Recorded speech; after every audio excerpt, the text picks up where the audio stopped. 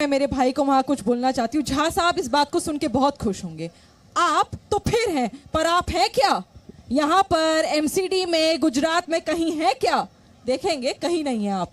खैर, सवाल ये उठता है, आपने बिल्कुल सही बात करी कि यहाँ पर वो आपको जवाब देना चाह रहे हैं। आप शाहराना अंदाज में कलीमुल हफीज का जवाब ले लेते हैं। देखिए, हम तो अभी आएंगे ना, जिस प्रकार यहाँ लेट आए हैं उसी प्रकार दिल्ली में इंतजार करती रह जाएगी जनता आपकी सीटों का, और आ नहीं पाएगी मेरे भाई। आप जिस तरह से यहाँ सजकर पहले से इंतजार कर रहे हैं, उससे ज्यादा हम खिदमत कर रहे हैं। नहीं, सचकर नहीं, ये सही भाषा नहीं। कलीमुल भाई, ये सही भाषा नहीं, सही भाषा नहीं। ना, वक्त पर आना, किसी कार्यक्रम में शामिल होना, इस पर इस तरह की टिप्पणी नहीं, इस तरह की टिप्पणी नहीं। उन्होंने सबक देना चाहती है, ठीक है, मेरे मुद्दे पर बात कीजिए, तार्किक तौर पर बात कीजिए, जवाब ले लीजिए। सवाल किया है ना, सवाल किया है ना, उसने ट्रैफिक मैनेज नहीं किया है, इसलिए मैं टाइम लगा। जवाब तो सुनिए। आम आदमी पार्टी ने रोड खराब कर रखे हैं, इसलिए हमें टाइम लगा। ये दोनों पार्टियां जिम्मेदार हैं। अच्छा, ये दोनों पार्टियां मिली हुई हैं, ठीक है, ये भी कह रहे हैं दोनों पार्टियां मिली हैं, लेकिन मिली हुई पार्टी जो है वो बीजेपी और आम आदमी पार्टी है। आदिति जी, देश की राजधानी में लोकतंत्र का महापर्व है, सिर्फ निगाह अब्बास नहीं, दिल्ली की जनता सजी हुई है, क्योंकि आज अपने अधिकारों का इंतजार कर कर अधिकार अपना इस्तेमाल कर रही है। आज सच के गए और ये स्याही लगा कर आए। अगर आप नहीं सजे तो ये गलती आपकी है, सच कर जाते तो शायद एक आध वोट मिल जाता। मौजूद है मैडम यहाँ पे, आप चाहती हैं वही है। देखिए आदिति जी, बिल्कुल आपने सही कहा। यहाँ पर बात कर लेते हैं डबल इंजन वाली, और जो बीच में दिक्कतें आ रही है। मेरा तो सवाल इसीलिए झा भाई से फिर से है कि आपकी सरकार है, एमसीडी का सारा पैसा आप रोक कर बैठ जाते हैं, केंद्र से कहते हैं कि हम यहाँ पर सफाई करवाएंगे, हम ये पोल्यूशन का स्मोक टावर लगाएंगे, हम हर वार्ड में स्मोक टावर देंगे, हर वार्ड में कैंपेन हो चुकी है, कैंपेन हो चुकी है। सवाल का जवाब दे रही हूँ, काम करने वाला बनाम काम रोकने वाला, ये काम तो देखिए 15 साल से आदिति जी होता आया है।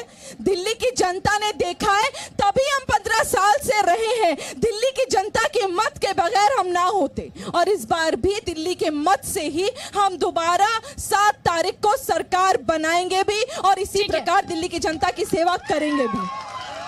संजीव झा, देखिए, मुझे लगता है कि 7 तारीख खुशफहमी में रहना अच्छी बात है, रह लें, लेकिन जैसा मैंने पहले बताया कि दिल्ली की जनता ने झाड़ू चला दी, और दिल्ली की जनता ने कहा है कि गंदगी साफ करने के लिए झाड़ू की ही जरूरत है, इसीलिए जिम्मेदारी झाड़ू वालों को मिलनी चाहिए। मैं दिल्ली की जनता को धन्यवाद देता हूं। 15 साल में आपने दिल्ली को बर्बाद कर दिया, 15 साल में आपने दिल्ली को कोरोना का शहर बनाकर रख दिया। ये मैं नहीं, दिल्ली की जनता कह रही है। 15 साल में आपने दिल्ली की जनता को उसके अपने हाल पे छोड़ दिया। वो तहजीब हाफी का एक शेर है कि तुम क्या जानो उस दरिया पर क्या गुजरी, तुमने तो बस पानी भरना छोड़ दिया। तुम तो वहां जाना छोड़े, तुमको क्या पता कि क्या हालात है जनता का। जनता त्रस्त है। 15 साल का जनता इस बार हिसाब और बदला लेने के लिए वोट कर रही है, और मैं दावे से कहता हूं, आज रिकॉर्ड कर लीजिए कि जब 7 तारीख का रिजल्ट आएगा, 200 से ज्यादा सीट आम आदमी पार्टी को मिलने वाली है, और आम आदमी पार्टी इस बार एमसीडी में सरकार बनाएगी। और 15 साल से वो भी कहते हैं जनता त्रस्त है, और जो विपक्ष में है वो भी कहते हैं जनता त्रस्त है। यहाँ पर जवाबदेही फिर किसकी है, सवाल ये भी पूछा जाना चाहिए। लेकिन निगत अब्बास आपको काउंटर करना चाहिए, उनका काउंटर ले लीजिए, उसके बाद नीरज मिश्रा और कलीमुल हफीज भाई, जल्दी जल्दी प्लीज। मेरे भाई, आप विधायक तो हैं, पर क्या करें, जनरल नॉलेज आपकी थोड़ी वीक है। आदित्य, आप फिर मुझे टोकोगे कि कैंपेन की बात मैं कर रही हूँ। क्या करूं, बताना पड़ता है। जब आप कहते हैं 15 साल में क्या काम करा, आपको मालूम है 13,000 कर्मचारियों को रेगुलराइज करा गया है। आपको पता है महिलाओं के लिए सुरक्षा केंद्र बनाए गए हैं। आपको पता है एमसीडी के बेड्स बढ़ाए गए हैं हॉस्पिटल्स में। आपको पता है कि जनता स्कूल की कोई महाशय बात कर रहे थे, लाजपत नगर के उस स्कूल में जाइएगा जो विश्व में टॉप 10 स्कूल्स में आता है, एमसीडी का स्कूल है, जाकर अपने बच्चों को भी वहीं पढ़ाइएगा।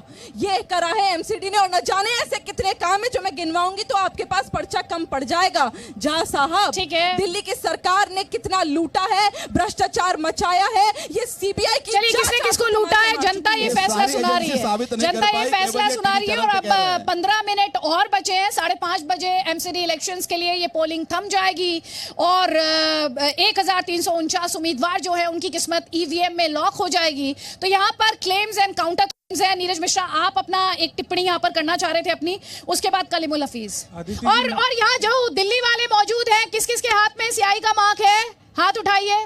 आपके हाथ में, पहले मैं जनता की सुन लेती हूँ, एक एक कमेंट इनका ले लेती हूँ। ये जो अभी आप डिबेट देख रही है, जो बहस देख रही है, आपने जब अपना मताधिकार का इस्तेमाल किया तो ये सब सोचा? क्या सोचा आपने? Actually, I'm not thinking about this. या I know that BJP हमारे जो एरिया है उसमें काम कर रही थी, सो हमने बीजेपी को वोट दिया था। ठीक है, आपके लिए कौन सा मुद्दा था? मेरे लिए मैडम साफ सफाई, एमसीडी का करप्शन। आप सवाल कर रहे हैं, ये सवाल कर रहे हैं दूसरे से, ये बताएं 15 साल में एमसीडी ने क्या किया? ये कह रहे हैं निगत की करप्शन पर एमसीडी से सवाल किया जाना चाहिए, जिस पर बीजेपी का कंट्रोल था। बिल्कुल बिल्कुल जवाबदेही में अगर हम सरकार में हैं आदिति, तो हमसे ही सवाल पूछेंगे ना। काम के नाम पे तो मैंने आपको काम बताए और दोबारा बताऊंगी मेरे। अच्छा, डिवोर्स हो गया? बीजेपी का डिवोर्स हो गया है आज। आप मेरे भाई, मैं तो कह रही हूँ हम रखेंगे। आदिति जी इसी मंच पर दोबारा बुलाइएगा और मेरे भाई की जो शिकायतें हैं हम तो पूछेंगे, हम तो जानना चाहते हैं। एमसीडी में नाम के लिए नहीं आए हैं, काम के लिए आए हैं। ठीक है, कुछ और वोटर्स हैं, उनसे भी पूछ लेते हैं वो क्या कहना चाहते हैं। जी, आपने किस मुद्दे पर वोट? लेंटर माफिया जो है पूरे दिल्ली में भरा पड़ा है। जहां चले जाइए एक मकान, अगर कूड़ा उठाना हो तो कूड़ा उठाने के लिए कोई नहीं आएगा, लेकिन आप मकान बनाने के लिए एक ईंटा भी रख दीजिए, वहां बीजेपी के पार्षद आ जाएंगे लेंटर माफिया के रूप में पैसा लेने के लिए। ठीक है, आपने किस मुद्दे पर वोट किया? मैं बुराड़ी से रहने वाला हूँ। 25 गज का मकान था मेरा, फर्स्ट फ्लोर का लेंटर लग रहा था। बीजेपी के पार्षद आए, कहते 50,000 दोगे तो काम करने दूंगा। एमसीडी के थ्रू आए, एमसीडी का वर्कर आया था और फिर वो लेके गए पार्षद के पास, कह रहे इतने रुपए लगेंगे, और पार्षद दोनों लड़ गए, बीजेपी का एक बुराड़ी गाँव का और इधर दोनों पार्षद बोल रहे मेरे एरिया में, मेरे एक मिनट उन्होंने बोला मेरे एरिया में जमीन पड़ता है, बोला मेरे एरिया में जमीन पड़ता है। दोनों पार्षद लड़ रहे हैं, पैसे मुझे चाहिए तो मुझे चाहिए। फिर ये दोनों गए सांसद के पास, मनोज तिवारी जी के पास। मनोज तिवारी जी का अच्छा तुमने मेरा हिस्सा नहीं दिया। मनोज तिवारी जी भी वहां पे बोल रहे थे दोनों जाओ मेरा हिस्सा। नहीं, इस तरह के ये आरोप लगा रहे हैं सीधे तौर पर। इन्होंने कंप्लेन करी, आपने कंप्लेन करी, पुलिस पे कंप्लेन करी। मैं एमसीडी के कमिश्नर को किया, कोई सुनने वाला नहीं है। लेंटर माफिया के खिलाफ कोई सुनने के लिए तैयार नहीं है। जब सांसद हिस्सा मांगने लगे तो किससे कंप्लेन करें? नहीं, पुलिस ने कंप्लेन करी। आदित्य, ये बहुत संगीन आरोप है। एग्जैक्टली, बहुत ये गंभीर बहुत संगीन आरोप है और आपके मंच पर खड़ी हूँ, बड़ी जिम्मेदारी के साथ खड़ी हूँ। अगर इस प्रकार का कोई आरोप अगर हमें पता चल रहा है तो मैं वही पूछ रही हूँ। अब इसमें कितनी, मैं किसी पर शक नहीं कर रही, कितनी सच्चाई और कितना झूठ है इसकी जांच होनी चाहिए। मैं पूछ रही हूँ, आपने कंप्लेन करी, मैं आपके माध्यम से पूछ रही हूँ, आपने कंप्लेन करी तो पुलिस में एमसीडी जो अधिकारी थे उनसे कंप्लेन एमसीडी के, आप तो कह रहे हो ना एमसीडी भ्रष्ट है, आपने तो ये कहा, आपने जाके पुलिस में कंप्लेन करी। कंप्लेन का कोई कॉपी होगा, कोई एफआईआर होगा, कुछ तो होगा। आपके पास कॉपी है कोई? आप दीजिए। अच्छा, आपके हिसाब से पूरा सिस्टम ही करप्ट है। बताइए आदित्य ठीक जी, है, आप ये कह रहे हैं कि पूरा सिस्टम ही करप्ट है। ठीक है, 10 सेकंड आप मुझे दीजिएगा। आजकल सोशल मीडिया का जमाना है, ये मेरे भाई ट्रेंड चलाने आ जाएंगे सोशल मीडिया पर। कंप्लेन थी तो कॉपी डालते ना हमें टैग कर कर, और पुलिस को टैग कर कर सोशल मीडिया पर कार्रवाई होती है, ये सब जानते हैं।